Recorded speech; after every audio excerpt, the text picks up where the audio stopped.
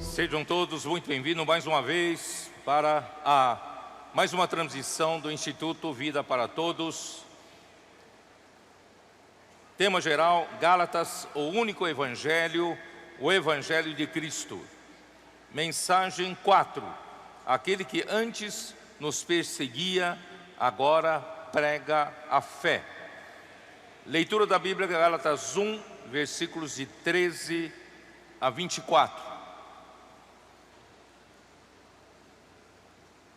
Acho que na leitura, quando Douglas pediu para nós lermos, acho que ele falou Gênesis, por isso que todos ficaram sem saber, né? Onde ele estava lendo. Vamos ler de novo então, Gálatas 1, versículos 15 e 16. Quando, porém, ao que me separou antes de eu nascer e me chamou pela sua graça, aprouve revelar seu Filho em mim, para que eu o pregasse entre os gentios, sem detença, não consultei carne e sangue. Muito bem, agora chegamos à mensagem número 4, onde Paulo praticamente descreve de uma forma breve o seu currículo no judaísmo, para mostrar que ele tem propriedade para falar a respeito do judaísmo, pois os judaizantes procuravam confundir os irmãos na Galácia, tentando levá-los de volta para a prática da lei, da circuncisão e da lei de Moisés, e depreciar ao apóstolo Paulo e principalmente a sua palavra. Portanto, Paulo, no versículo 13 de capítulo 1 de Gálatas, ele começa dizendo: porque ouvistes qual foi o meu proceder outrora no judaísmo, como sobremaneira perseguia eu a igreja de Deus e a devastava. Quer dizer, sobre esse assunto de ser zeloso da lei de Moisés e da tradição dos seus pais, Paulo, ele tinha tudo para dizer, porque ele chegou a ser um grande perseguidor da igreja. Ele devastava a igreja. Paulo agora se depara com a intromissão dos judaizantes, dos mestres judaizantes, no seu trabalho junto aos Gálatas, na tentativa de convencê-los de que para ser salvo, além de crer no Senhor Jesus, era necessário praticar a circuncisão e guardar a lei de Moisés.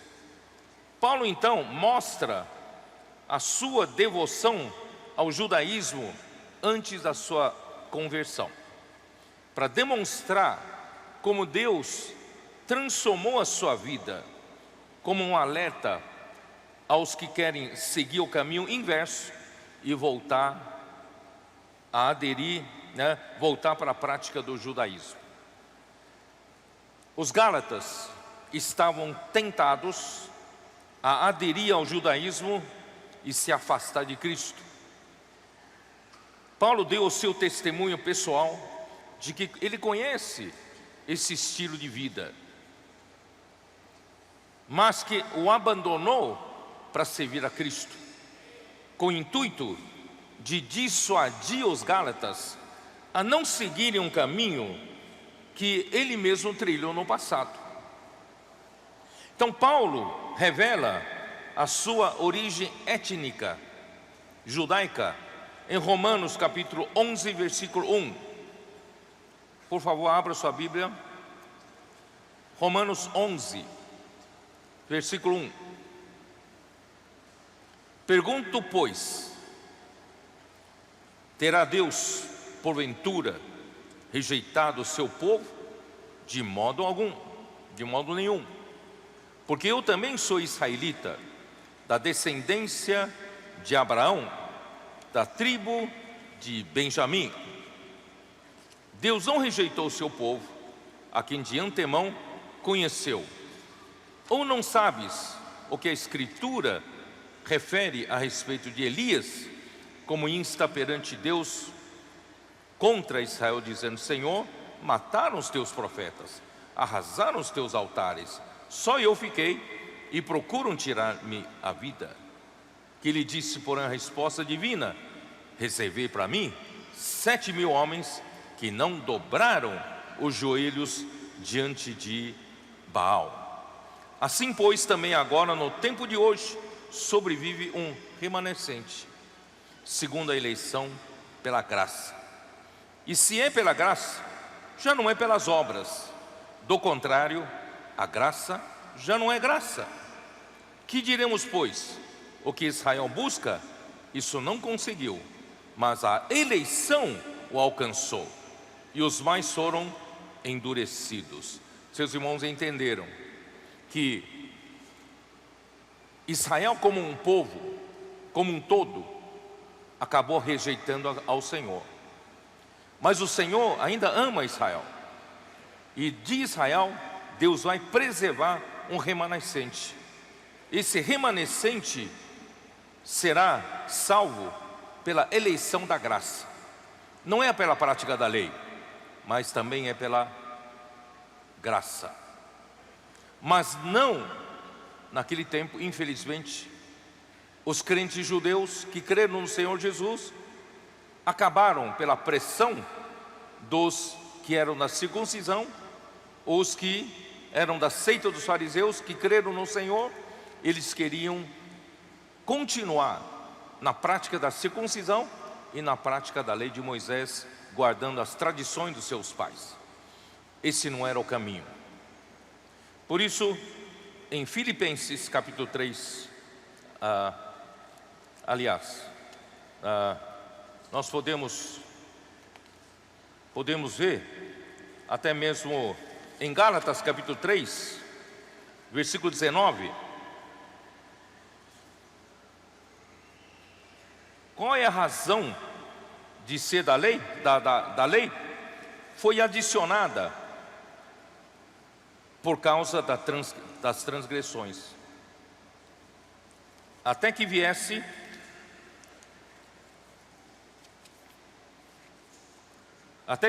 o descendente a quem se fez a promessa, e foi promulgada por meio de anjos pela mão de um mediador. Ora, o mediador não é de um, mas Deus é um. É porventura a lei contrária às promessas de Deus? De modo nenhum. Porque se fosse promulgada uma lei que pudesse dar vida, a justiça, na verdade, seria procedente da lei.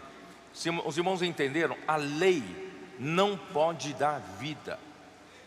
A lei não tem a capacidade de lidar com a carne do homem e não pode dar vida ao homem. Mas a Escritura encerrou tudo sobre o pecado, para que mediante a fé em Jesus Cristo fosse a promessa concedida aos que creem. Não é pela prática da lei. Mas antes que viesse a fé, estávamos sob a tutela da lei e nela encerrados, para que essa fé que de futuro haveria de revelar-se. De maneira que a lei nos serviu de aio para conduzir a Cristo, a fim de que fôssemos justificados por fé. Mas tendo vindo a fé, já não permanecemos subordinados ao aio. Pois todos vós sois filhos de Deus, mediante a fé em Cristo Jesus. Porque todos quantos fostes batizados em Cristo Jesus, de Cristo vos revestistes. Irmãos, isso é muito importante no versículo 24. Dessarte não pode haver judeu ou grego, nem escravo, nem liberto, nem homem, nem mulher, porque todos vós sois um em Cristo Jesus. Se sois de Cristo, também sois descendente de Abraão e herdeiros segundo a promessa. Filipenses 3, versículo 4.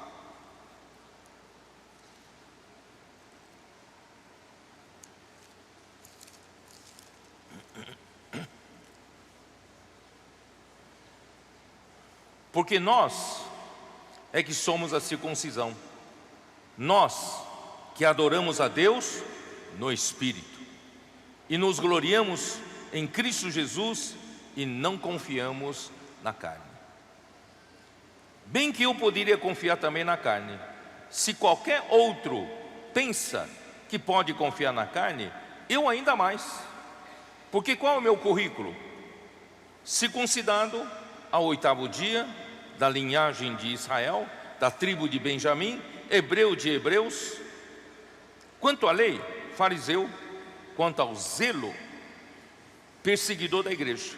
Quanto à justiça que há na lei, irrepreensível.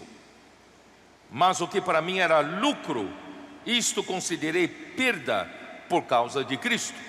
Sim, deveras considero tudo como perda por causa da sublimidade do conhecimento de Cristo Jesus, meu Senhor, por amor do qual perdi todas as coisas e as considero como refúgio para ganhar a Cristo e ser achado nele, não tendo justiça própria, que procede de lei, senão a que é mediante a fé em Cristo, a justiça que procede de Deus, baseada na fé.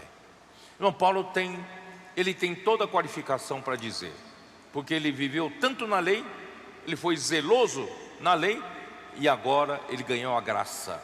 Ele considera tudo como refúgio, tudo como lixo, para ganhar a Cristo. Irmãos, aqui diz, essa palavra refúgio aqui é escubalon, significa esterco, significa lixo, para ganhar a Cristo. Portanto, irmãos, este texto de Filipenses deixa claro que voltar à prática da lei é confiar na carne para buscar justiça própria, isto é, justiça que procede da lei. Você pode dizer, mas eu não sou judeu e hoje não tem ninguém nos encorajando a voltar à prática da lei, né? E voltar à prática da circuncisão. Não temos esse problema. Mas o que é voltar para a prática da lei? Irmãos, aqui está muito claro. É confiar na carne. Toda vez que nós achamos que nós somos capazes de fazer algo de bom para Deus, usando a nossa capacidade da carne, confiando na minha carne, irmãos, eu estou no mesmo princípio de voltar à prática da lei. Os irmãos entenderam? Você vai dizer, mas eu não tenho esse problema. Tem sim, tem sim. Quantas vezes nós não puxamos nosso currículo na igreja? Quantas vezes eu já não ouvi alguém dizer, sabe quantos anos eu tenho na vida da igreja? Eu já ouvi alguém dizer, eu conheço a Bíblia de ponta a ponta, eu já li todos os livros da restauração, eu conheço tudo, né? Eu tenho experiências em administrar a igreja, eu tenho um currículo muito grande de ministrar mensagens. Irmãos, isso significa confiar na carne. Nós não confiamos na carne. Nós que estamos dentro desses muros de Jerusalém, debaixo do governo de Deus, nós somos aqueles que confiamos na palavra de Deus. Nós confiamos no poder de Deus. Nós confiamos no Espírito de Deus. E não confiamos em nós mesmos. Então, se você voltar à prática da lei, você está tentando se aperfeiçoar na carne outra vez. Ó Senhor Jesus. Isso que Paulo está nos ajudando. Na morte de Estevão, as testemunhas, podemos olhar em Atos capítulo 7, no final do capítulo 7, Atos 7.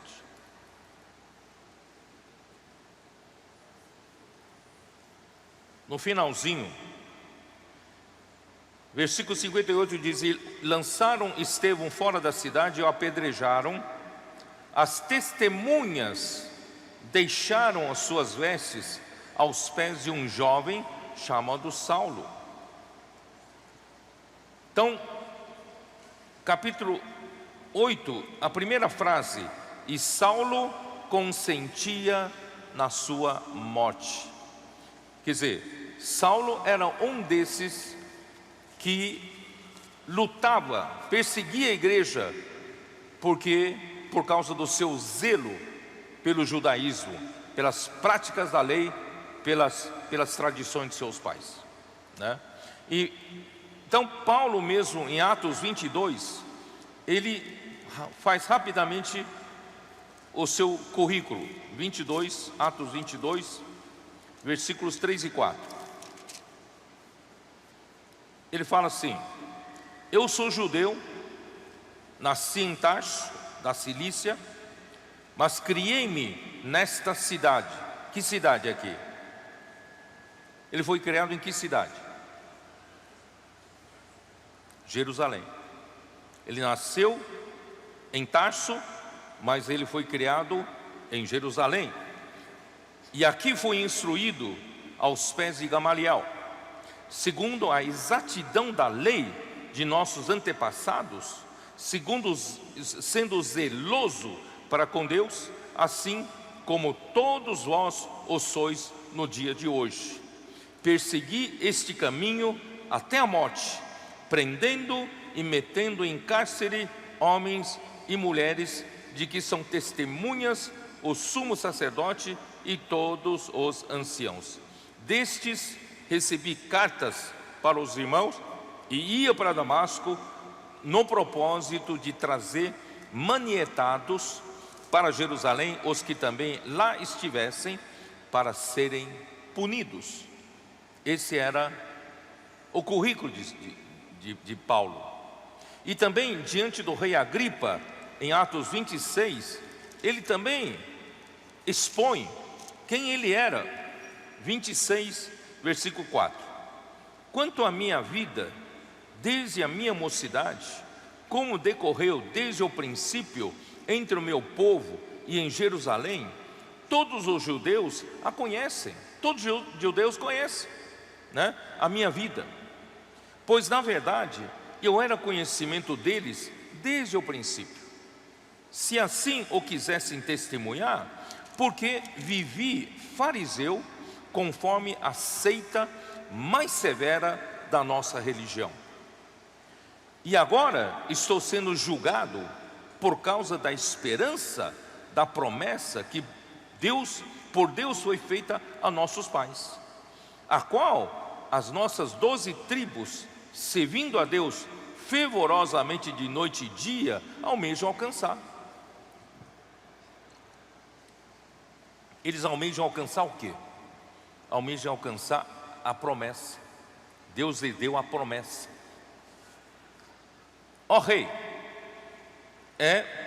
no tocante a esta esperança da promessa, ó rei, é que eu sou acusado pelos judeus. Então, na verdade, porque se julga incrível entre vós que Deus ressuscite os mortos, na verdade, a mim me parecia que muitas coisas devia eu praticar contra o nome de Jesus, o Nazareno. E assim procedi em Jerusalém, havendo eu recebido autorização dos principais sacerdotes, encerrei muito dos santos nas prisões e contra estes dava o meu voto quando os matavam. Muitas vezes os castiguei por todas as sinagogas, obrigando-os até a blasfemar. E demasiadamente enfurecido contra eles, mesmo por cidades estranhas, os perseguia. Com esses intuitos, parti para Damasco, levando autorização dos principais sacerdotes e por eles comissionado. Bom, essa era a vida passada de Saulo, de Paulo, né? E assim Paulo mostrou aos Gálatas que ele tinha conhecimento profundo a respeito do judaísmo. E ele tinha autoridade para alertá-los do caminho errado que eles estavam tomando. Ele queria alertar: volta desse caminho, não vai por esse caminho. Eu conheço tudo sobre o judaísmo.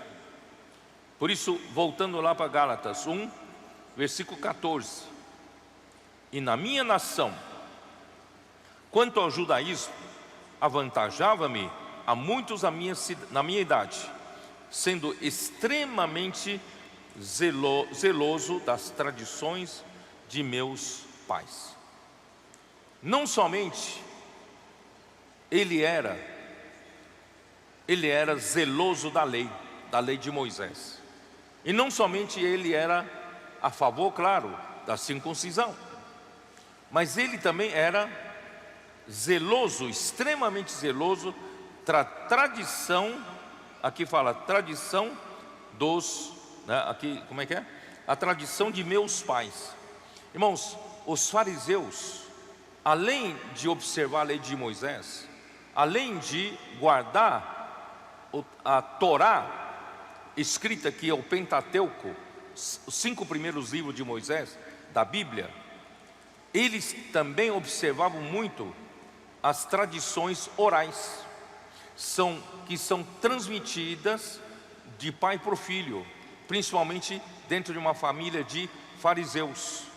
Então, são tradições orais que vão passando de geração em geração. E essas tradições, irmãos, infelizmente, são de origem humana, não é de Deus. Quer dizer, são aplicações da lei, da Constituição maior, que é a lei de Moisés. E quando for necessário, porque a Constituição de Israel é a lei mosaica, e quando eles aplicam a lei mosaica para receber algum problema jurídico, eles aplicam a lei, e só que às vezes precisam de estabelecer jurisprudências. Então os rabinos, os mestres da lei, eles aplicam a lei maior, que é a Torá escrita, Pentateuco de Moisés, e aplicam para resolver algum problema do momento, e criam-se jurisprudências. E essas jurisprudências vão se acumulando e se tornam a tradição. E essas jurisprudências geralmente são opiniões humanas, são julgamentos humanos, e acumulando-se esses julgamentos humanos se tornam tradições dos seus pais. É o que o Senhor Jesus disse certa vez para os fariseus, né? Vocês, pela tradição dos seus pais, vocês invalidam a lei de Deus. Vocês se lembram? Então as tradições são de origem humana. E nos estudos do judaísmo, Paulo era um aluno aplicado e adiantado com relação aos companheiros da mesma idade. Aí capítulo 1 ainda de Gálatas, versículos, vamos continuar lendo, 15 até 17, vamos lá. Quando, porém, ao que me separou antes de eu nascer, e me chamou pela sua graça, aprouve revelar seu Filho em mim, para que eu o pregasse entre os gentios. Sem detença, não consultei carne e sangue, nem subi a Jerusalém para os que já eram apóstolos antes de mim, mas parti para as regiões da Arábia e voltei outra vez para Damasco. Irmãos, em Salmo 139, mostra que o Senhor nos conhece profundamente. 139, versículo 13. Pois tu formaste o meu interior, tu me teceste no seio de minha mãe. Graças te dou, visto que por modo assombrosamente maravilhoso me formaste. As tuas obras são admiráveis, e a minha alma o sabe muito bem.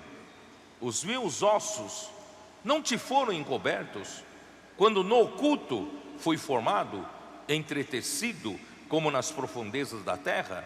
Os teus olhos me viram, a substância ainda informe, e no teu livro foram escritos todos os meus dias, cada um deles escrito e determinado, quando nenhum deles havia ainda. Então, irmãos, Paulo, ele testifica que, embora ele estivesse profundamente mergulhado no judaísmo, perseguindo ao próprio Senhor, perseguindo a igreja de Deus, mas Deus já havia separado Paulo antes dele nascer e chamou Paulo pela sua graça.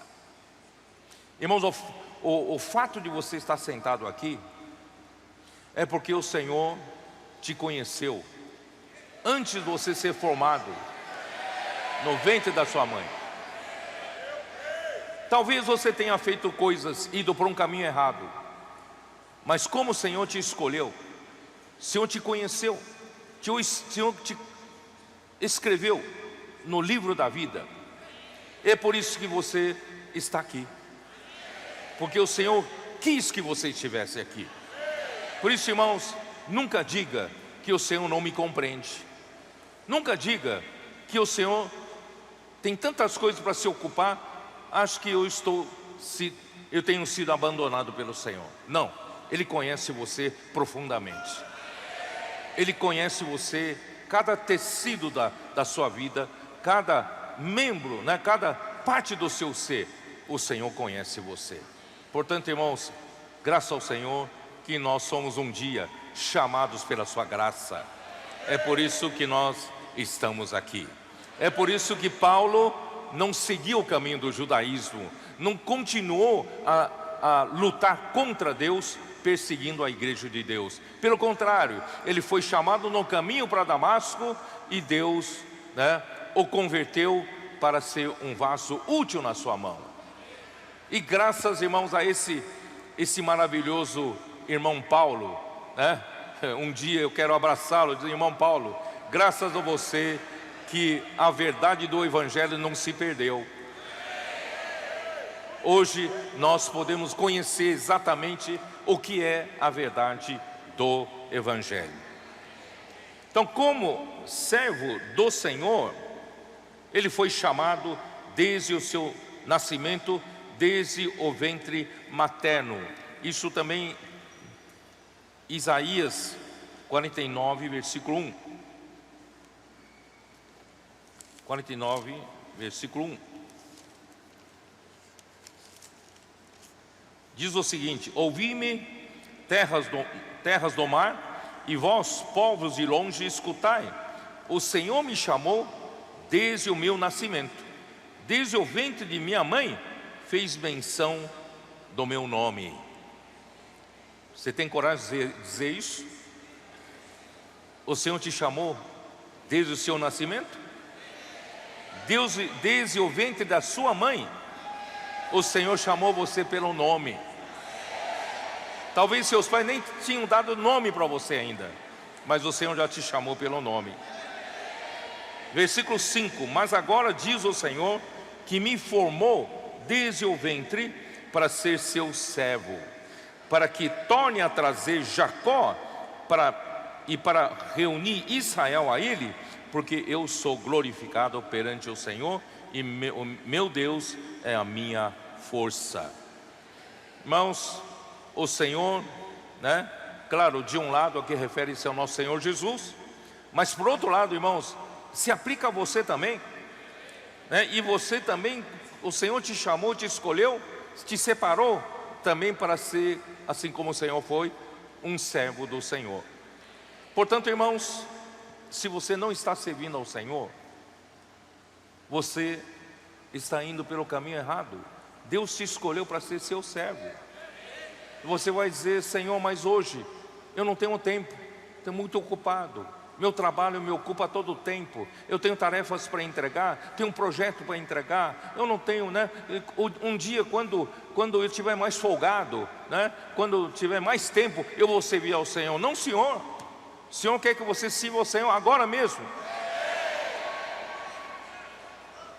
Por isso eu tenho dito, irmãos, para os valentes de Davi.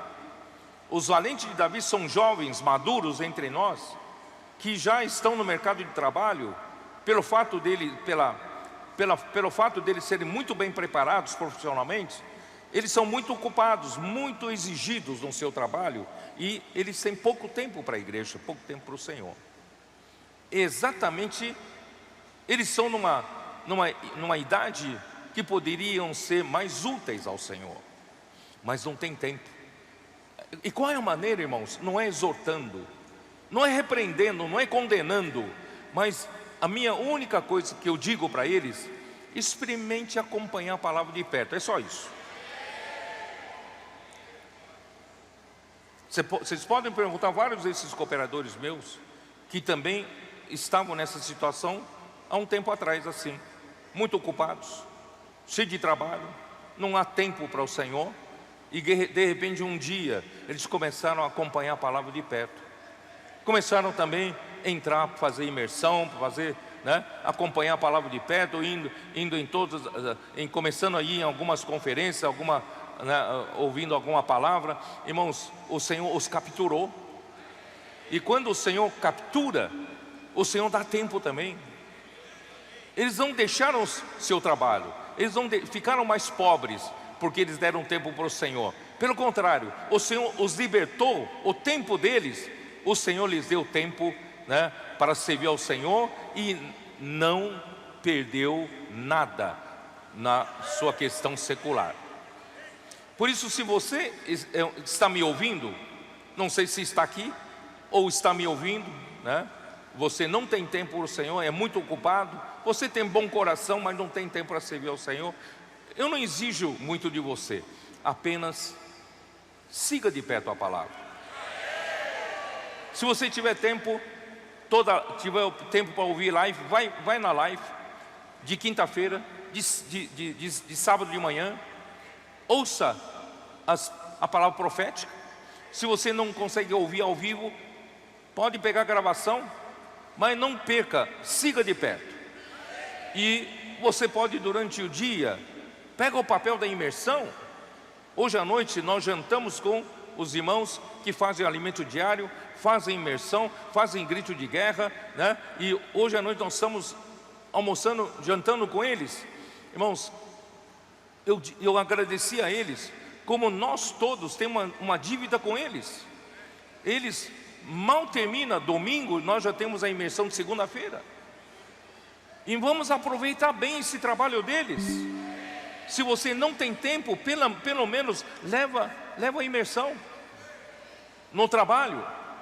Não tem tempo no trabalho, todo mundo tem um tempinho para tomar um cafezinho, ou pode ir para o banheiro. Pega a imersão e faça a imersão, siga de perto a palavra.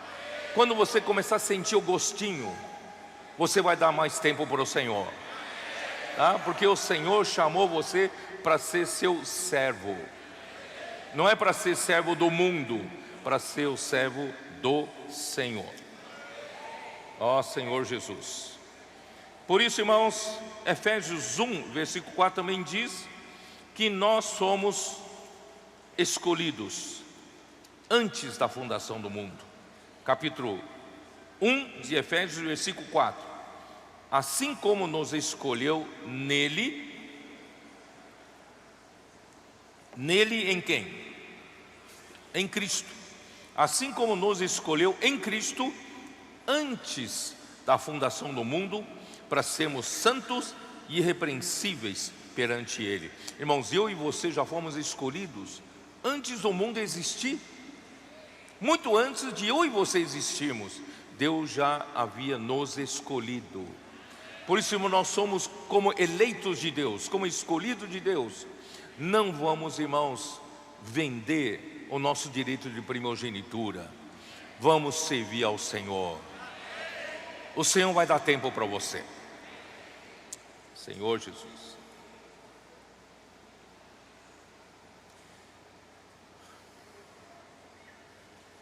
Então, o que é a lei, afinal de contas? Porque Deus deu a lei para o povo de Israel. tá? Mateus 22, nós podemos ver o Senhor falando sobre a lei.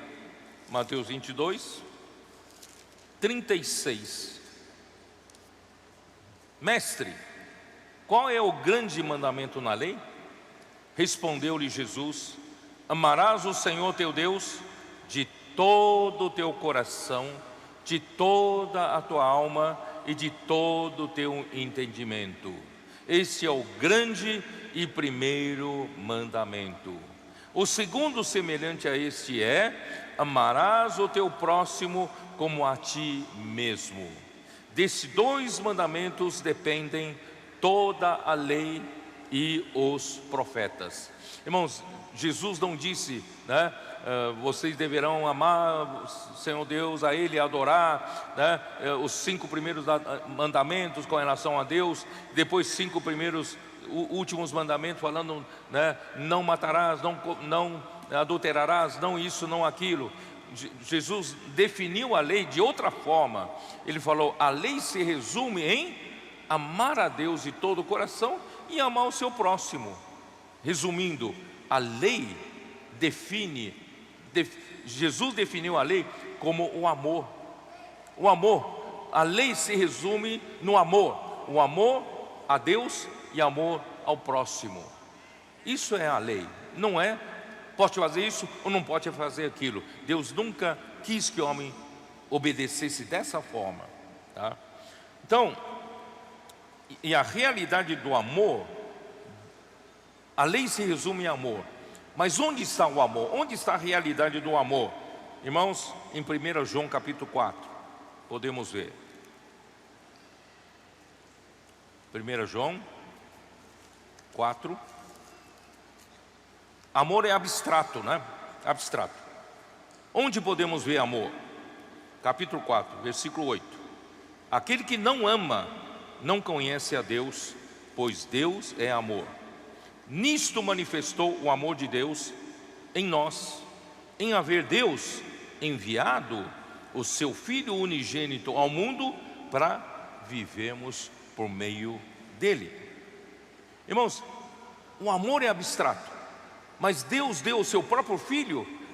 Na verdade, esse Filho nos deu a vida e trouxe a natureza de Deus, que é amor. E o amor se substantificou, se tornou algo concreto através da vinda do nosso Senhor Jesus Cristo.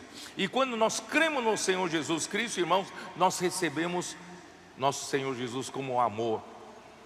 Esse é o amor, né? Ele entregou seu próprio Filho para nós vivermos por meio desse amor.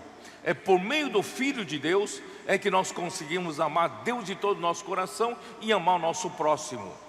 Não é como pode fazer isso, não pode fazer aquilo, como manda a lei. Não, é o amor de Deus.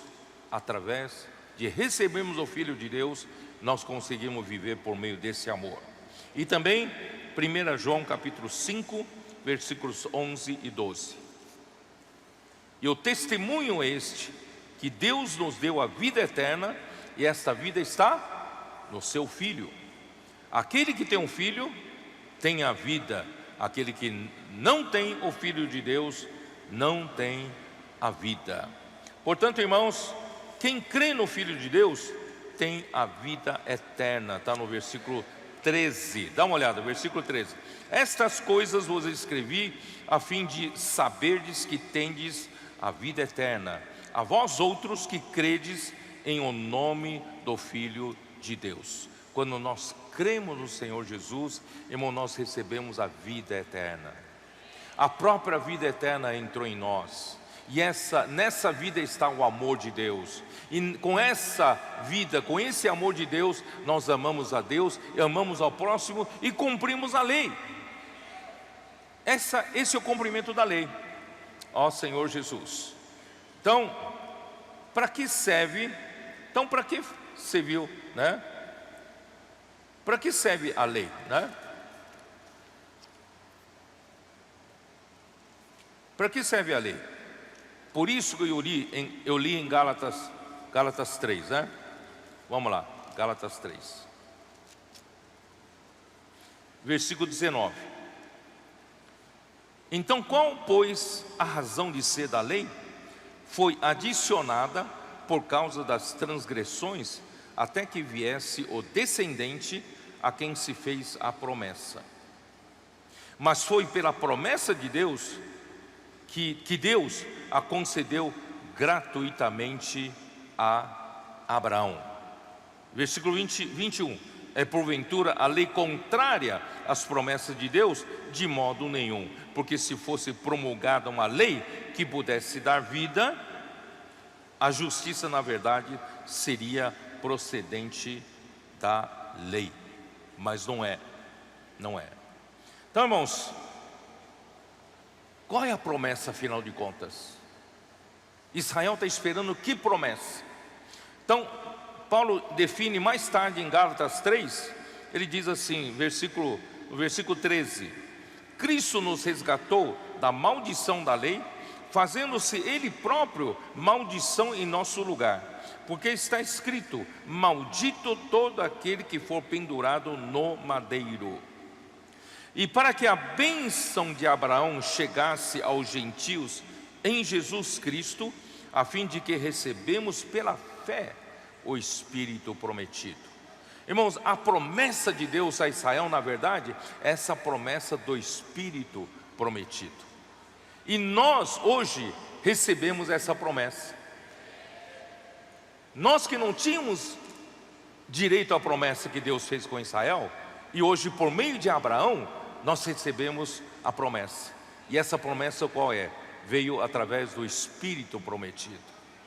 Então, irmãos, por isso aqui fala logo em seguida: irmãos, falo como homem, ainda que uma aliança seja meramente humana, uma vez ratificada, ninguém a revoga ou lhe acrescenta alguma coisa. Ora, as promessas foram feitas a Abraão e ao seu descendente. Não diz e aos descendentes, como se fossem muitos, mas porém de um só, ao teu descendente, que é Cristo. Irmãos, essa promessa que Deus deu a Israel, ela foi feita ao descendente Cristo. Quando os judeus rejeitassem a Cristo, eles estariam rejeitando a promessa. Eles rejeitaram a promessa, e nós que não tínhamos direito à promessa como gentios, e nós acabamos ganhando a promessa por meio do Espírito prometido, que é a bênção de Abraão. Quando eu criei em Jesus, eu recebi o Espírito prometido. Deveria ser primeiramente dado aos judeus que crescem, mas Ele deu para mim essa promessa, tá? Versículo, bom, eu não, vamos lá, versículo 17. E digo isto: uma aliança já anteriormente confirmada por Deus, a lei que veio 430 anos depois, não pode abrogar de forma que venha a desfazer promessa. Não sei se vocês entenderam esse versículo. A promessa foi dada por Deus para Abraão, e a lei veio por meio de Moisés 430 anos depois. Então a promessa é antes da lei. Não sei se vocês entenderam. A promessa é antes da lei. E Abraão, ele antes de receber, acho que uma das mensagens eu vou falar sobre isso. Abraão, antes de ser circuncidado, Deus havia dado promessa para ele, e ele creu em Deus. Isso lhe foi imputado por justiça. Então Abraão, ele foi o pai da fé. Então Abraão não é só pai de Israel, dos filhos de Israel. Abraão é o pai de todos os que creem. Ele foi o pai da fé. Ele foi justificado por fé. E ele foi circuncidado depois. Ele recebeu a promessa antes de ser circuncidado. E a lei foi dada por intermédio de Moisés 430 anos depois. Então a promessa é antes da lei. E graças a Deus, irmãos, nós hoje temos direito à promessa pela fé em Cristo Jesus. E tanto é que você já tem esse Espírito prometido dentro de você, não tem? Eu recebi o Espírito prometido, que Deus havia prometido tantos anos atrás para Israel. Eu recebi simplesmente crendo em Jesus. E para que serve a lei? Por isso, irmãos, eu li o versículo 23, né? 23. Mas antes que viesse a fé, estávamos sob a tutela da lei e nela encerrados para essa fé que de futuro haveria de revelar-se. Espero que vocês estejam me entendendo, me acompanhando. Primeiro, surge Abraão. Abraão creu em Deus. Não foi dada, a lei não foi dada para Abraão. Abraão creu em Deus, isso lhe foi imputado por justiça. Então Abraão foi o primeiro homem, pai da fé.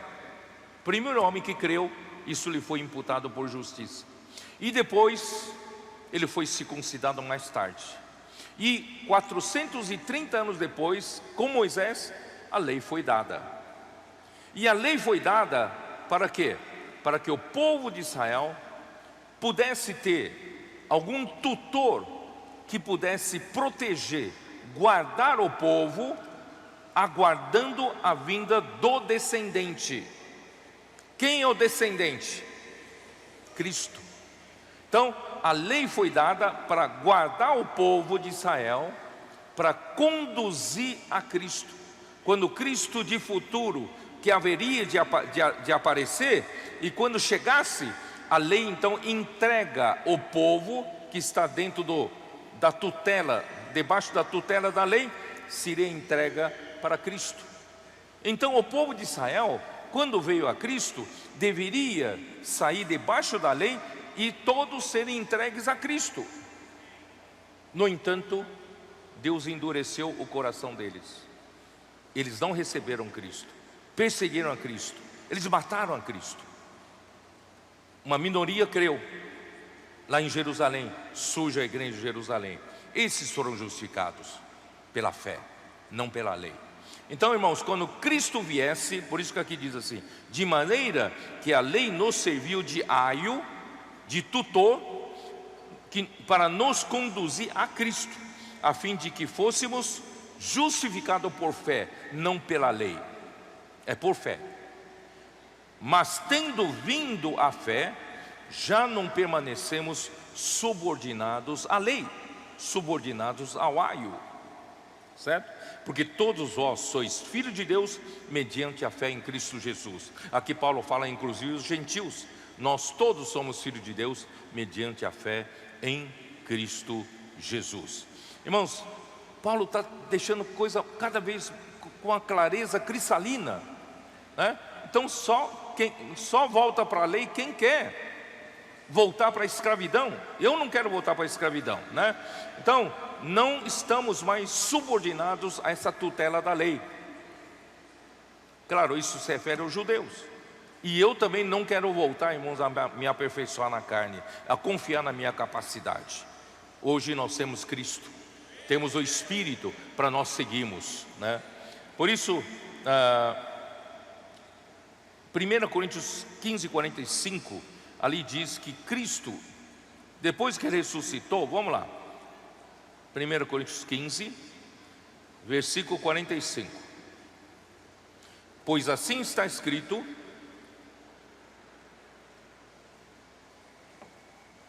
o primeiro homem, Adão, foi feito alma vivente. O último Adão, quem é o último Adão? Cristo. Por que o primeiro Adão e o último Adão? A raça adâmica começou com Adão, lá em Gênesis 1. E a raça adâmica foi encerrada em Cristo. Por isso ele é o último Adão. Cristo veio, na verdade, para terminar a raça adâmica e iniciar uma raça que é novo homem, a nova criação, a raça da fé, né? Então, e esse Cristo, como último Adão, ele se tornou o Espírito que dá vida. Então Cristo, depois da ressurreição, ele se tornou um Espírito que dá vida. E hoje nós, pela fé em Cristo, nós recebemos o Espírito da promessa e nós recebemos Cristo como o Espírito que nos dá vida. A lei não pode nos dar vida, mas Cristo nos dá vida. Ele se tornou o Espírito que dá vida. Ó Senhor Jesus. E a vida, essa vida está disponível hoje para todo homem. Onde está Romanos 10? Como posso receber essa vida? Não é por obras da lei. Você não precisa subir de joelhos 100 degraus de uma escadaria com milho ainda nos degraus, né? E irmãos, graças ao Senhor, capítulo 10 de Romanos, versículo 6 diz assim: mas a justiça da fé, assim diz, né? É isso, né? Primeiro vou ler o versículo 5. Ora, Moisés escreveu que o homem que praticar a justiça decorrente da lei viverá por ela. Quer dizer, se você, na era da lei, praticar a lei, você vai viver pela justiça, pela lei. Mas nenhum homem é justificado pela lei. Aí então versículo 6 diz assim: mas a justiça decorrente da fé, assim diz: não perguntes em teu coração quem subirá ao céu, isto é, para trazer do alto a Cristo. Quer dizer, você não precisa pagar um preço grande para que você alcance a justiça da fé. Essa não é a justiça da fé. Em outras palavras, se alguém disser para você, você vai buscar, né? Vai buscar Cristo lá no Monte Himalaia, somente lá você vai alcançar, você vai chegar lá. Então, irmãos, são pouquíssimos têm condições de chegar lá e obter Cristo. Mas, irmãos, essa não é a justiça decorrente da fé. Não, e também, quem descerá ao abismo, isto é, para levantar Cristo dentre os mortos, isto é, você tem que ter mérito de ou subir ao céu, ou descer ao abismo para trazer Cristo lá do abismo quando Ele morreu, para ressuscitá-lo. Não precisa, Deus fez tudo isso já. Então, porém, que se diz, versículo 8? A palavra já está perto de ti, na tua boca e no teu coração. Em outras palavras, você não precisa necessariamente fazer faculdade, você não precisa ter muitos méritos, muito conhecimento, muita capacidade para você ganhar a fé, na fé, a vida de Deus. Basta, né? Basta você crer na palavra. E onde está essa palavra? Essa palavra da fé está muito perto de você, está na tua boca, está no teu coração. Isto é a palavra da fé que pregamos. Os apóstolos vieram aqui, nos deram uma tremenda oportunidade de receber essa justiça que é decorrente da fé, irmãos, sem nosso mérito. Basta abrir a nossa boca e crer com o nosso coração. Não é isso que fala? Se com a tua boca confessares a Jesus como Senhor, e em teu coração creres que Deus o ressuscitou dentre os mortos, será salvo. É tão simples assim. Em outras palavras, você não precisa fazer um cursinho, você não precisa adquirir muito conhecimento, você não precisa, né, ter muita capacidade para você ganhar a salvação. Não, aqui essa salvação é para todos, está disponível para todos, desde a pessoa mais culta até a pessoa mais simples. Todos conseguem receber o nosso Senhor Jesus como vida, ou não conseguem? De que maneira? Todos conseguem, tem a capacidade de crer, tem. É só crer com o coração e com a boca confessar. É só isso. É difícil demais? Não. Está disponível para todos. Crer no coração e confessar com a boca. Porque com o coração se crê para a justiça e com a boca se confessa a respeito da salvação. Porquanto a Escritura diz: todo aquele que nele crê não será confundido. Pois não há distinção entre judeu e grego. Não tem distinção. Na verdade, você deveria falar essa palavra lá para o Tiago, lá em Atos 15. Não há distinção entre judeu e grego. Não há. Porque uma vez que o mesmo Senhor é o Senhor de todos. Ele é o Senhor de judeus, Ele é o Senhor de gregos. Ele é rico para quem? Para com todos os que o invocam. Ó Senhor Jesus!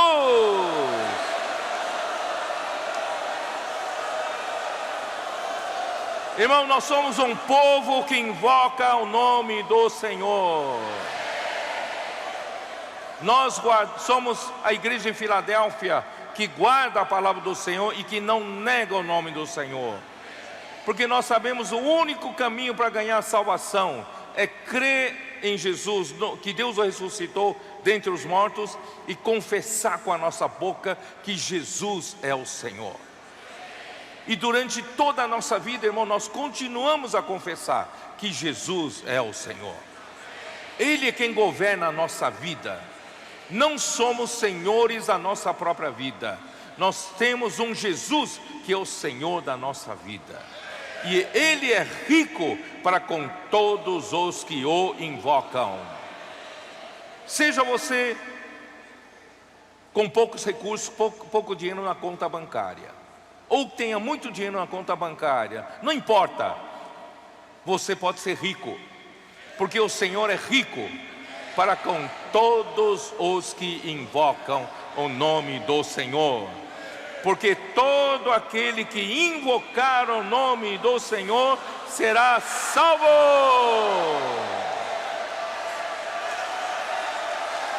Tão simples.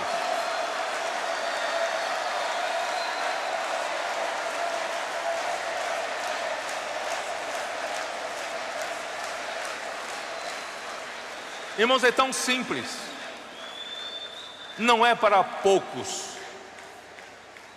A religião faz com que você só alcança a graça, a salvação para poucos.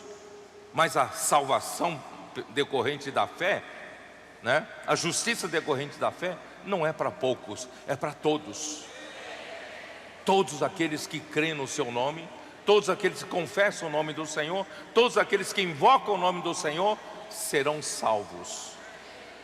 Mas agora tem um problema. Como, porém, invocarão aquele em quem não creram? E como crerão naquele em quem nada ouviram? E como ouvirão se não há quem pregue? Nós temos quem pregue ou não? E como pregarão se não forem enviados? Aleluia, irmãos, nós temos enviados. Os nossos colportores são enviados. Nossos missionários. Se eu não me engano, na terça-feira já vai uma equipe para o Japão. Na quarta-feira irá outra equipe para a Coreia. E partirão também equipes para a África, para a Europa, para os Estados Unidos. Eles foram enviados. E você também é um enviado. O Senhor precisa que nós preguemos. Por isso, irmão, nós não somos uma igreja fechada em quatro paredes. Nós somos uma igreja que vai à rua para pregar. Porque se não há quem pregue, não haverá então quem ouça o Evangelho. Se não há quem ouça, não haverá quem creia. E se não há quem crê, não haverá quem invoque. Então, graças ao Senhor, nós estamos sendo fiéis nesse trabalho. Nós queremos, irmãos, até o Senhor voltar, queremos pregar esse Evangelho do Reino até toda a terra habitada. Ó Senhor Jesus, quão formosos são os pés dos que anunciam coisas boas. Ó Senhor Jesus. Aí, voltando para Gálatas, aqui diz o seguinte,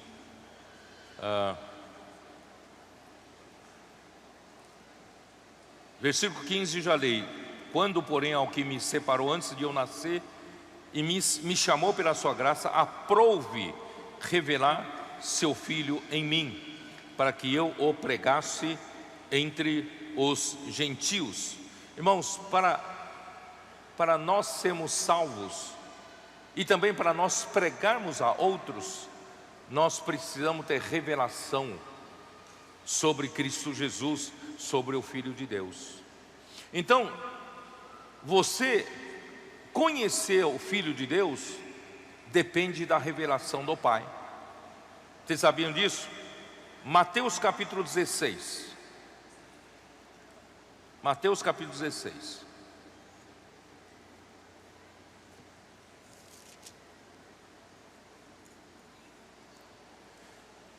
Versículo 14, versículo 13. Indo Jesus para os lados de Cesareia de Filipe, perguntou aos seus discípulos: quem diz o povo ser o Filho do Homem?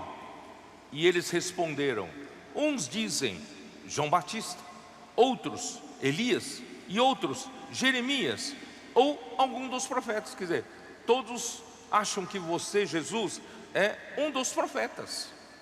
Mas Jesus não ficou satisfeito com essa resposta dos discípulos. Mas vós, continuou ele, quem dizeis que eu sou? Vocês me conhecem também como um dos profetas? Quem vocês acham que eu sou? Aí respondendo Simão Pedro disse: tu és o Cristo, o Filho do Deus vivo. Tu és o Cristo, tu és o ungido de Deus, tu és o enviado de Deus, tu és o próprio Filho do Deus vivo. Aí Jesus ficou satisfeito com essa resposta. Então Jesus lhe afirmou: bem-aventurado és Simão Bar-Jonas, porque não foi carne e sangue quem te revelaram, mas meu Pai que está nos céus. Então, até para conhecer a Cristo, não se conhece nos livros, não se conhece, pela teologia. Você conhece a Cristo pela revelação. Deus tem que revelar Cristo em você. E graças a Deus, aprove a Deus revelar Cristo a Paulo. E por isso, irmãos, ele saiu para pregar, porque ele recebeu essa revelação. Você também ganhou revelação sobre Cristo ou não? Por isso, irmãos, pregar o Evangelho não é pregar uma doutrina a respeito de Cristo. Pregar o Evangelho, irmãos, é levar as pessoas a revelação sobre uma pessoa viva, que é Cristo. E não é pregar a doutrina de Cristo. Por isso, quando nós vamos à rua, irmãos, nós vamos levar a revelação. Não estamos levando doutrinas, estamos levando revelação de Jesus Cristo. Por esse motivo, o Evangelho de Paulo, ali em Gálatas, o Evangelho que Paulo pregava, voltando para versículos 11 e 12, faço-vos, porém, saber, irmãos, que o Evangelho por mim anunciado não é segundo o homem, porque eu não o recebi e não o aprendi de homem algum, mas mediante revelação de Jesus Cristo. Irmão, nós estamos aqui mediante a revelação de Jesus Cristo. O que está dando tanta alegria para nós Irmãos, é a revelação de Jesus Cristo que está vindo através da sua palavra. E o que nos motiva a ir para a rua pregar essa palavra é mediante a revelação de Jesus Cristo que nós ganhamos, irmãos, e que nos motiva, nos arde o coração para levar essa pessoa viva que nos transformou, que nos deu tanta vida, tanto benefício. Nós queremos levar na rua para outras pessoas. Não é? Não é isso que motiva você? Ó Senhor Jesus. Por isso, né, Paulo disse, ele não recebeu de homem algum, mas ele recebeu a revelação, né? Por isso, versículo 17, né, versículo 16, revelar seu filho em mim para que eu pregasse entre os gentios, e sem detença, não consultei carne e sangue, nem subi a Jerusalém para os que já eram apóstolos antes de mim, mas parti para as regiões da Arábia e voltei outra vez para Damasco. Irmãos, ninguém sabe, não tem registros de que significa, que lugar situa, né, essas regiões da Arábia que Paulo se referia. Nós não temos informação sobre isso. Mas Paulo foi para a região da Arábia após a sua conversão, depois de Damasco. Nós não sabemos quanto tempo ele ficou ali. Possivelmente, irmãos, ali ele recebeu mais revelações do Senhor. Ou possivelmente ele preferiu ir para a Arábia para ficar num lugar longe da influência da religião judaica. Ele queria ter um pouco de paz, um pouco de uma atmosfera limpa, sem debaixo de uma influência religiosa. Ele precisava conferir com tudo aquilo que ele aprendeu no judaísmo aos pés de Gamaliel, e conferir com a revelação, conferir com o que o Senhor, né, lhe revelou, para ele poder ser enviado mais tarde. Aí ele fala, versículo 18, decorridos 3 anos, então subi a Jerusalém para avistar-me com Cefas, e permaneci com ele 15 dias, e não vi outro dos apóstolos, senão Tiago, o irmão do Senhor. Tá? Então isso, irmão, provavelmente seja a coisa ainda no registro de Atos 9. Dá uma olhada em Atos 9, ainda no capítulo em que Paulo foi sobre a conversão de Paulo, né? Versículo 26.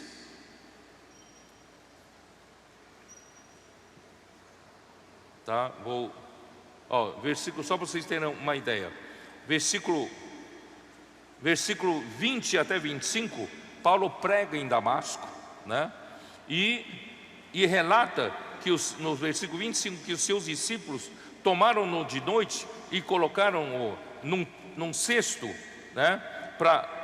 Desceram-no pela muralha para fugir, porque havia as pessoas procurando matar a Saulo. Então, de versículo 20 a 25, é nesse meio tempo, Paulo foi para a Arábia e voltou outra vez para Damasco, e não está registrado aqui. Então, quando chegou no versículo 25, ele foi até Jerusalém. É o que Paulo fala 3 anos depois. Tendo chegado a Jerusalém, procurou juntar-se com os discípulos. Todos, porém, o temiam, não acreditando que ele fosse discípulo. Mas Barnabé, tomando-o consigo, levou-o aos apóstolos e contou-lhes como ele vira o Senhor no caminho, e que este lhe falara, e como em Damasco pregara ousadamente em nome de Jesus.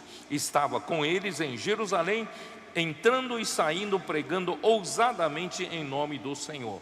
Falava e discutia com os helenistas, mas eles procuravam tirar-lhe a vida. Tendo, porém, isto chegado ao conhecimento dos irmãos, levaram-no até Cesareia e dali o enviaram para Tarso. Então, essa descrição da sua permanência em Jerusalém é o que está escrito aqui no versículo 18. Decorridos 3 anos, então subi a Jerusalém para avistar-me com Cefas e permaneci com ele 15 dias. Ele esteve junto de Pedro por 15 dias. Irmãos, não é para receber instrução de Pedro, mas é para ter estender comunhão a Pedro. Vocês entenderam? Ele não estava debaixo da ordem de Pedro, mas ele foi para estender a comunhão ao apóstolo, que já era apóstolo antes dele, a Pedro. E ele esteve 15 dias com ele. É interessante que ele não viu outro dos apóstolos, senão a Tiago, irmão do Senhor. Eu não sei, é muito estranho isso. Por que ele não viu outro dos apóstolos? Porque depois, além de Pedro, tinham 11 apóstolos. Ele não viu nenhum. E ele só viu Tiago, irmão do Senhor. Por que ele diz o Tiago, irmão do Senhor? Para se referir que o Tiago, ele não considera como um apóstolo. Ele considera que o status de Tiago era o irmão do Senhor, tá? Ó Senhor Jesus. Isso, só para vocês terem uma ideia dos anos, Paulo se converteu no ano 37. Aí, depois, se convertendo, ele ficou em Damasco. No tempo que permaneceu em Damasco, ele foi para a região da Arábia. E ele voltou para Damasco. E decorridos 3 anos, ele subiu a Jerusalém, isto é, no ano 40. No ano 40, para se encontrar com Pedro, e permaneceu 15 dias com ele. Ele não viu outros apóstolos senão Tiago, o irmão de Jesus. Como um enviado de Deus, Paulo não consultou carne e sangue. Possivelmente ele precisava de um tempo para conferir as revelações que recebia de Deus, com o que ele aprendera do Velho Testamento, antes que de fato fosse enviado. No entanto, 3 anos depois, ele precisava buscar comunhão com os que já eram apóstolos antes dele, não para receber instruções, mas buscar comunhão, porque a igreja é o corpo de Cristo, e ele não podia viver isolado dos demais membros. Paulo então permaneceu com o apóstolo Pedro por 15 dias, deve ter sido para conhecer melhor um ao outro, mas é estranho ele não ter se encontrado com nenhum dos outros 11 apóstolos. Porém, ele menciona ter se encontrado com Tiago, não o apóstolo Tiago, que seria morto por Herodes no ano 44, Atos 12, versículo 2. Paulo afirmou ser Tiago, o irmão do Senhor, provavelmente por não o considerar um apóstolo, pois ele não era um dos seguidores de Jesus durante o seu ministério terreno, pois na época em que Jesus estava ministrando aqui na terra, nenhum dos irmãos creram em Jesus. João capítulo 7, dá uma olhada. João capítulo 7, versículos 3 a 5.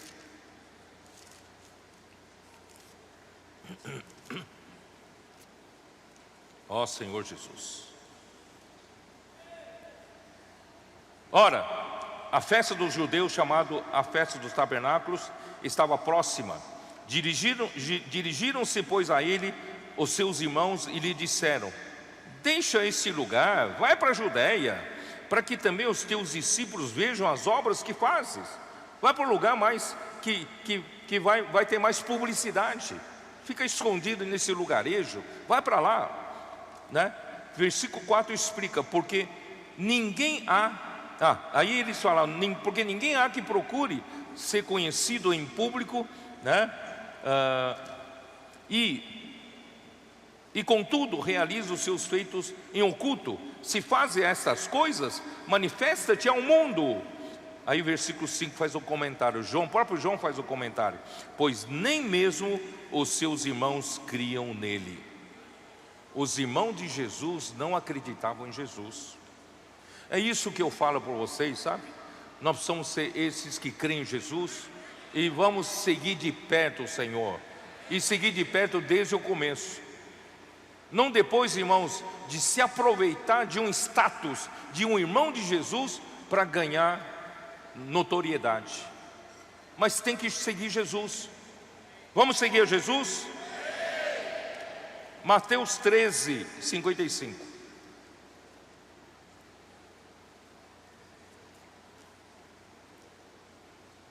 Não é este o filho do carpinteiro?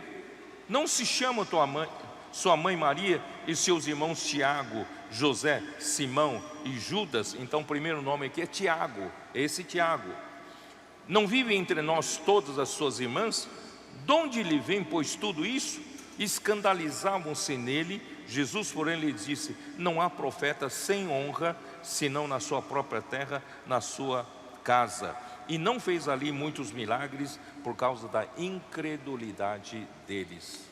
Tiago era um dos irmãos dele. Irmãos, de repente, ele se torna homem notável. E ele é que fez a conciliação entre a prática da lei com a fé, desviando totalmente a igreja de Jerusalém na segunda fase, infelizmente. Ó Senhor Jesus.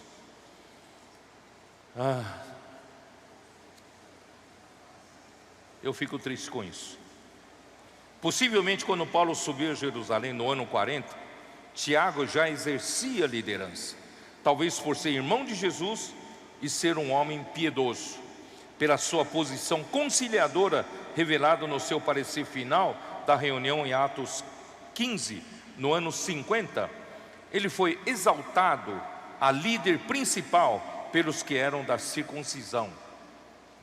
Atos 11, 2. Isto é, os que eram a favor da prática da circuncisão e da lei de Moisés. Atos 15, versículos 1 e 5, já lemos. E consequentemente, Pedro foi preterido, foi deixado de lado. Como também a palavra dos apóstolos. O ensinamento dos apóstolos, que em Atos 2, 42, trouxe tanto vigor para a igreja em Jerusalém, que na verdade, irmãos, se torna o nosso modelo da igreja. A igreja em Filadélfia, que nós buscamos uma igreja ideal, uma igreja de Cristo, que Deus precisa para realizar a sua vontade e trazer, o seu reino de volta. Essa igreja, irmão, também tem por modelo a igreja de Jerusalém na sua primeira fase. Porque essa igreja pautava sobre a perseverar no ensinamento dos apóstolos e na comunhão. Mas isso se perdeu. Com a liderança de Tiago, a igreja em Jerusalém perdeu o vigor inicial, o qual seria o resultado do poder da palavra profética. Tornou-se uma nova religião, misturando a fé com a lei, facilitando aos judeus em serem cristãos. Por isso dezenas de milhares se tornaram cristãos, de judeus se tornaram cristãos, por essa facilidade de você acomodar a situação da lei com a fé. Não havia mais sinais e prodígios como prova da obra de Deus, tanto realizado por Jesus, Atos 2, 22, dá uma olhada. Sabe qual é a prova de que o Espírito Santo faz a obra na igreja?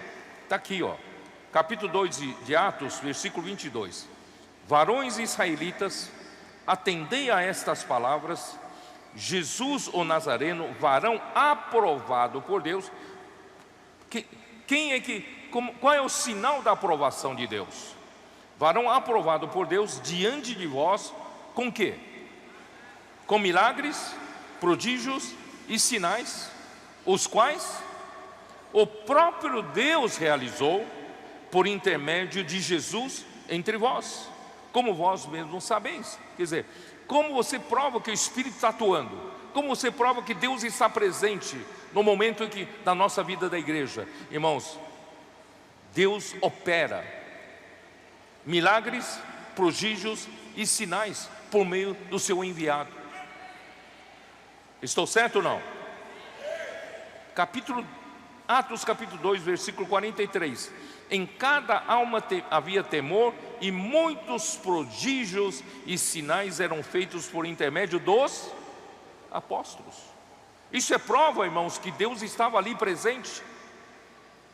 A ação do Espírito era vigorosa ali no meio deles, por causa da palavra apostólica. E mesmo Atos capítulo 6, versículo 8, o próprio Estevão também era prova que Deus aprovava. Capítulo 6, versículo 8. Estevão, cheio de graça e poder, fazia prodígios e grandes sinais entre o povo.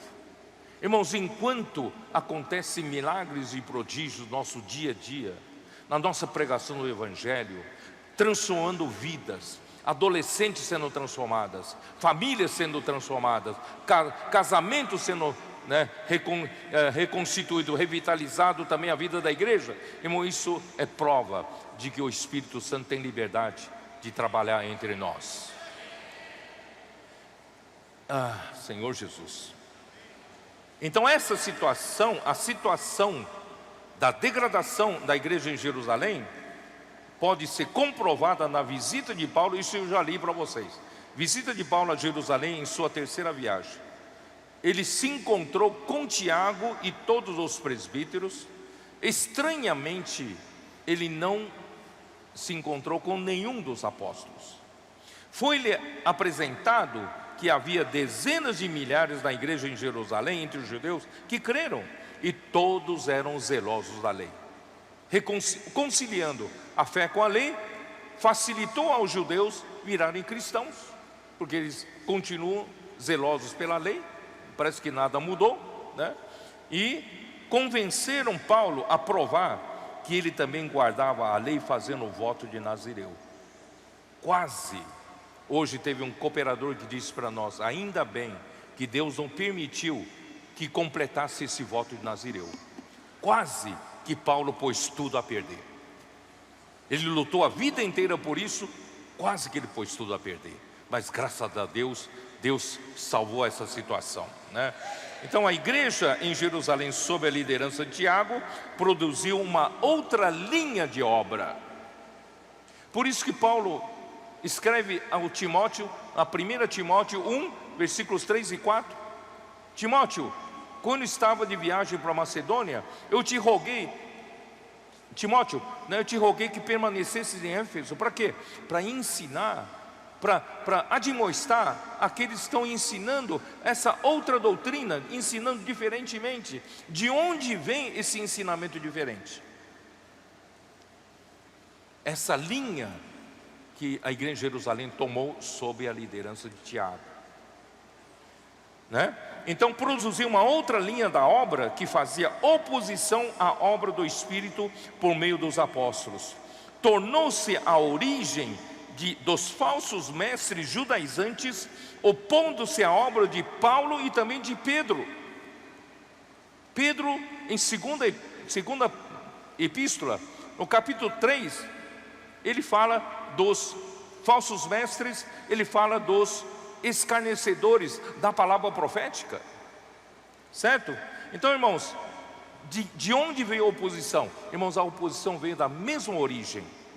A igreja de Jerusalém na sua segunda fase. Opositores vieram de lá, porque lá seguiram uma outra linha de obra. Ó Senhor Jesus. Vamos lá, vamos terminar. Voltando lá para Gálatas, versículo 21 a 24, vamos ler rapidamente para terminar. Depois fui para as regiões da Síria e da Cilícia, e não era conhecido de vista das igrejas da Judeia que estavam em Cristo. Ouviam somente dizer: aquele que antes nos perseguia, agora prega a fé que outrora procurava destruir, e glorificava a Deus a meu respeito. Irmãos, lá em Atos 9 eu li que lá em Jerusalém Paulo discutia com os helenistas. Quem eram os helenistas que procuravam tirar-lhe vida? Irmãos, helenistas são os da sinagoga, formado principalmente pelos gregos, né? Da cultura grega, né? Então os discípulos souberam disso, o tiraram de lá, levaram para Cesareia, e no fim ele foi para sua terra natal, Tarso. Até que Barnabé, em Atos 11, a igreja em Antioquia se levanta, Barnabé visita e vai buscar Paulo em Tarso e leva para viver a vida da igreja em Antioquia. Em Atos 13, ele é enviado para a sua primeira viagem apostólica. Irmãos, graças a Deus por isso, que hoje nós não perdemos a verdade do Evangelho. Porque se depender da igreja em Jerusalém, que se tornou modelo para nós na sua primeira fase, e foi interrompida essa primeira fase maravilhosa, pelo que aconteceu em Atos 15, irmãos, aí a segunda fase se tornou horrível, se tornou uma fonte opositora da obra de Deus. E Paulo, se não tivesse sido, Barnabé tendo buscado em Tarso, levado para Antioquia, não teria sido enviado para a obra, para levantar a igreja da terra dos gentios. E nós não teríamos todas essas epístolas que Paulo escreveu, que nos traz um quadro tão lindo, tão claro sobre a economia de Deus no Novo Testamento, que todo o plano da salvação de Deus, e em outras palavras, o Evangelho completo. Irmão, eu agradeço ao Senhor, o Senhor preservou isso para nós, senão hoje nós estamos vivendo às cegas, mas graças a Deus, hoje nós temos a palavra, dentro dos muros fechados, dentro dos portões assentados, Deus hoje consegue governar o seu povo, consegue governar a sua igreja, porque Deus encontrou finalmente um grupo de pessoas que voltou outra vez a reconhecer que a palavra profética é que proporciona o governo de Deus dentro de Jerusalém. E nós queremos, irmãos, colocar todas as coisas em ordem dentro de Jerusalém, para que o Senhor possa voltar.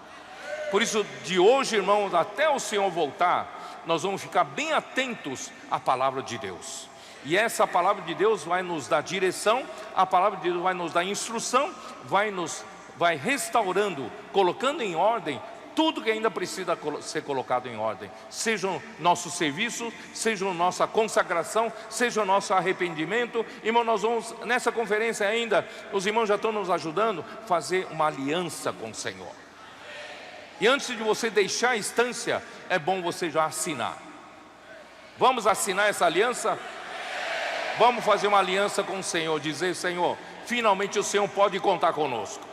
Aqui está um povo que confia totalmente na sua palavra, e a palavra tem poder para executar a obra, completar a vontade de Deus e trazer o Senhor de volta. Amém.